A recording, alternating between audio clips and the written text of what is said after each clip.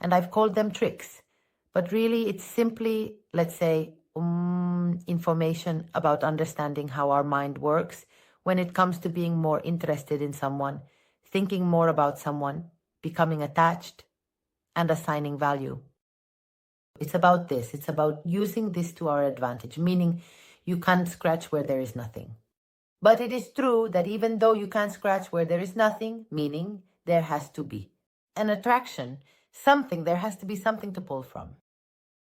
It is true that keeping this in mind, staying informed, knowing it, and using it is very effective and can make a huge difference when it comes to meeting someone in terms of how this will develop regarding how much feeling the other person will end up generating, so to speak. And with that said, let's go with the first thing we should keep in mind, which we often overlook.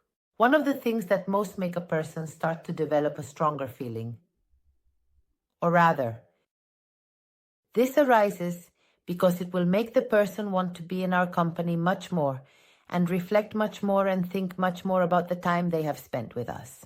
And of course, thinking a lot about someone, thank you. Having someone on your mind a lot usually leads to developing feelings because we also come to the conclusion of, wow, if I can't stop thinking, which is one of the first signs, right? When we realize that we've got feelings for someone, one of the first ways we notice is because, wow, I saw this person 2 days ago, and here I am thinking about that interaction, thinking about him or her, maybe wondering what they are doing, when I will see them again, and that's when it tells us, okay, at least a little, caught, at least a crush, as it's said nowadays, I have on this person. And that we can, let's say, delve into more by keeping in mind that people are influenced not only by what they see in us, but also by how we make them feel, the concept they have of themselves in the interaction with us. And I have an example of this that for me is super enlightening because it's the example, I'm going to call it, right? I have a friend from school, a lifelong friend, quite handsome, quite the flirt, one of those who are successful with women, who found it difficult, let's say, to settle down, right? To get a partner. What happens?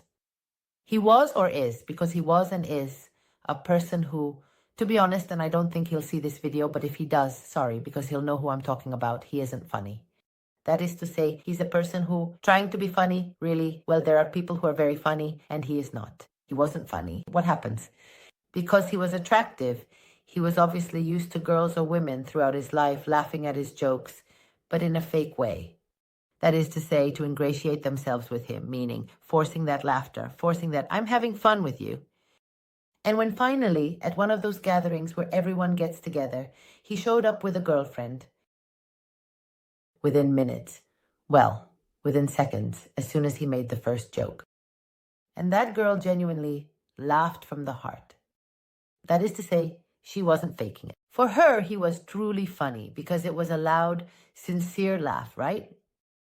I knew it. I was sure of it. I said, of course, you've fallen in love with her. You've fallen in love because finally someone was giving him what he so longed for. That beyond looking handsome, he turned out to be funny. Without a doubt, I have no doubt. He would have more qualities, obviously. But I am absolutely certain that she made him fall in love. Because she made him feel what he was so desperately seeking.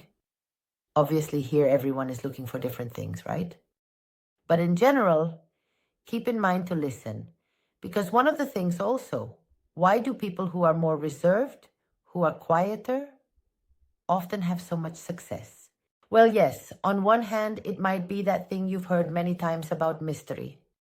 It allows us to think, and we might see it later in the video, I'll see. But one thing is very clear. It's not that they win you over with their silence. They win you over with their ability to listen. They win you over by giving you that space where you can express yourself. You are the center of attention, and we like it. We like having someone who allows us to feel important, who listens to us, meaning it greatly influences how you make me feel. It's more important for that person to feel admired, for that person to think of themselves with you in high regard, to feel very good, than the fact that this person admires you. And this is very difficult for us to assimilate. Everyone, when they start a romantic relationship, or almost everyone, tends to automatically think, oh, I like this person. I want them to see the best of me. I want to show them the best of me. I want to impress this person. I want to tell them many things. Then the opposite happens, right? We meet with the person and often monopolize the conversation to try to impress them, right? If they know this about me, I see them. It's easier really for that person to fall in love because of how willing are they to open up to you? How much are they going to share about themselves? How do they feel when they think about themselves? Because they will fantasize, they will remember themselves with you, and they will like to remember themselves as that person. I mean, if you make them feel good about themselves, you have a much better chance of making someone fall in love than because that person is going to think, wow, look at what he or she did. No, we are more egocentric than that, honestly. Let's move on to the next trick or fact that we should know and use to our advantage. And that is to understand that you may have heard it before. But today I'm going to explain why it is absolutely true and we often err on the opposite. And that is, don't make it easy, make it difficult. But by difficult, I don't mean if you're a woman, cross your legs and wait, which also works very well. What I mean is difficult in itself. Difficult in itself, and many times you can do this by creating small obstacles or situations that make it not so easy to always meet. Not everything goes so smoothly. In love, we must forget about rushing. If we want to forget someone, we must completely set aside the rush, because the slower something goes, as long as it progresses, the more chances there are to fall in love. In fact, many times there are situations that I have seen from the outside, and I am very clear that they didn't work out because of the haste and the speed with which one of the parties tried to bring this to a successful conclusion and ended up ruining it. We have to forget about rushing. We have to forget about making it easy, because we need to understand that our brain, that is, if you attract a person, in most cases will be willing to make an extra effort. Maybe at the moment of the proposal, they will think, oh man, now I have to go to the city. I don't know how this and that will be okay in that other end, having to make efforts for us. But if we bring them from the city, effort, you have to provide additional justification for it in order to, your mind needs to make sense. And I don't know for someone. I mean, I don't know this person that well. How am I going to ask them to help me with the move? Ask them, be bold. Be bold, because also, as I say, in most cases, you will be surprised. People, interestingly, when there is attraction and there hasn't been intimacy yet, are more willing than we think to do quite a few things. To wait, as I say, to travel, to help you with something, to have to change a plan and do it again. That is, to overcome small obstacles that in the end, the fact of allowing it, the fact of enduring it, I repeat, has to be justified in their mind. So nowadays, it's very common to get to know more than one person. We don't limit ourselves much. It's like until we are officially a couple, I don't owe you. I don't owe you any fidelity, and this is true. So what happens? If I am getting to know several people and I more or less like or am attracted to them equally, or even if there is one that attracts me a bit more, but there is another person who is making it more challenging for me, for whom I have to make more effort, my brain will justify it by believing that I am willing because of that person. That is to say, it's a way in which, in cases of more than one option, we believe we choose the option that suits us best, the one we like the most. But I tell you that in practice, I observe that we choose the more difficult option.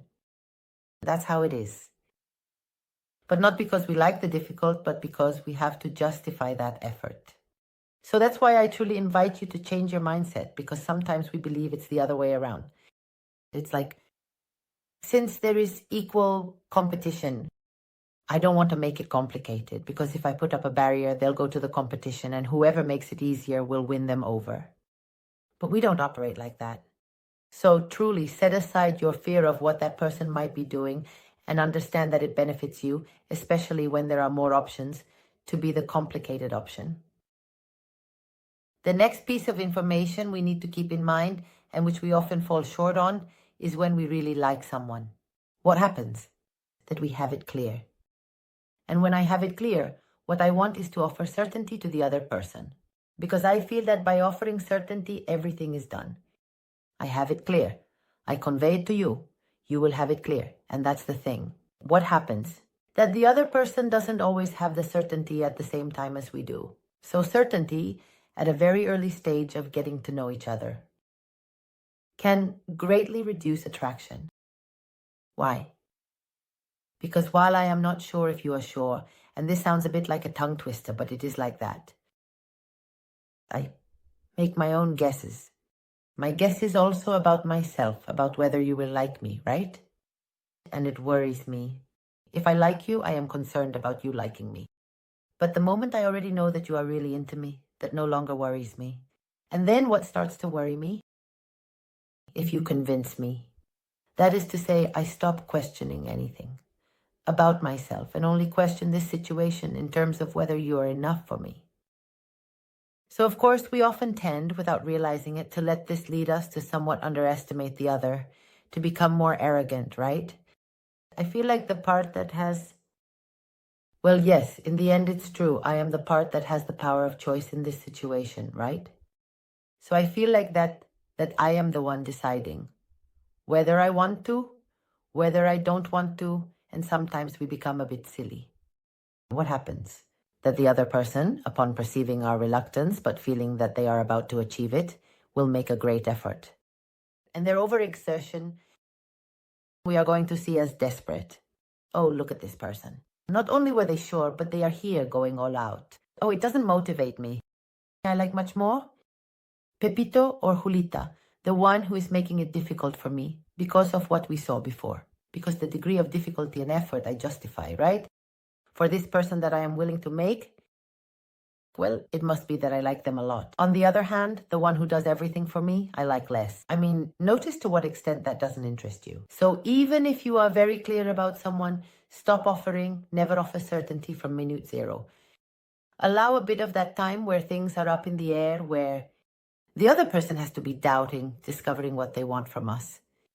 And above all, we often offer certainty through our actions. A very classic option when we want to offer certainty is full availability. Don't worry. See that I am always here for you, that you are my priority. Remember a bit about the complicated part. Make it more difficult. Don't always be so available. Don't let the person be so calm and so sure because, unfortunately, you do it with good intentions, but it won't turn out well. They won't appreciate you offering them that security. Another point where we are often very confused is the frequency of interaction. We believe that more frequency is better, and that's not the case. We need to pay attention to two things: quality interaction or non-quality interaction, and understand that having a lot of non-quality interaction usually leads to fewer quality interactions. That is to say, what is quality interaction? I see you in person. And failing that might, a video call. A call, let's say the more in person, the higher the quality, the less. That is, at the very top would be see you then, a big step. Because there is a huge difference between being able to feel, smell, and see each other, what? Then video call, then would come a call, then communication by message. And lastly, well, I don't know, my statuses, reactions. That is to say, you make yourself present, right? So the lowest quality, what happens? That usually is that we tend to sometimes believe that everything is on par and it's not on par, or that one substitutes for another when it's not like that. But it's true that when I talk a lot, even by message with someone, it's like, no, we are getting to know each other. We are getting to know each other. Yes, but not in the way that suits you. To begin with, does it suit you, as I said at the beginning, for it to go slowly and for there to be spaces? Why does it suit you? Well, we need to understand what infatuation is. Infatuation which is something very chemical, but necessary at the beginning so that the person is encouraged to want to formalize with us because we become the center of their life. Goes through a mental process in which the person idealizes you, and for a while has to live with your idealized image while getting to know your real self. There is a moment when first I create your idealized image, and then I fall in love. I fall in love with what I believe you are, with what I hope you are, with what I imagine our relationship will be, with my expectations, with my fantasies, right? And since I am in love with you, little by little, I start living with what I believe about you, where I only see the good. I get to know you, we live together, and finally one day we indeed come out of that state of infatuation and we are left with the real version of the person. So, idealizing is much easier, when I have gaps, and times in which I think about you and imagine you just the way I want to imagine you. If I never have those gaps, because I am constantly talking to you through messages and you are constantly telling me what you've eaten, what you're doing, how things are going, what you're going to be, I can't imagine you, okay? I don't have time to be thinking about what you might be doing. And if I imagine what you might be doing, I'm going to imagine you doing exactly what I find attractive. Wonderful, suggestive, what turns me on, what I like. At that moment, you might be at home bored, but I am going to imagine you doing something that helps me idealize you in my eyes. But if I don't have that option because I'm constantly messaging, knowing what you're doing and so on, I probably won't end up idealizing you. And that's why it's very common nowadays. Like, Amanda, I don't understand what happened. I was in communication with this person all day. Okay. When did you see each other? Oh no, seeing each other. Of course, because on top of that, when you're in communication all day, you don't miss the person and you don't have as much incentive to want to meet up. So of course, we were talking all day. And suddenly one day the person just said, thanks. Yes, I'm attracted to this person. I like this person, but I'm not in love. Why? Because I haven't entered the process of idealization. Why? Because I've had a constant flow of contact and not even of the best quality. Because it is much more enchanting for you to smell me, for you to give me a hug, and for us to have more physical closeness. It leaves a different imprint on our memory. Then for you to know, I've sent you a picture of the dish I ate and such. And we believe we are bonding a lot with the person, but not in the way we should. So there's nothing wrong with having daily communication and especially with making progress in getting to know each other. But we should give much more importance to the matter of seeing each other in person and not allow the other person to be constantly present with low quality communication, especially because many times there are people who are very intense about it and get you used to it.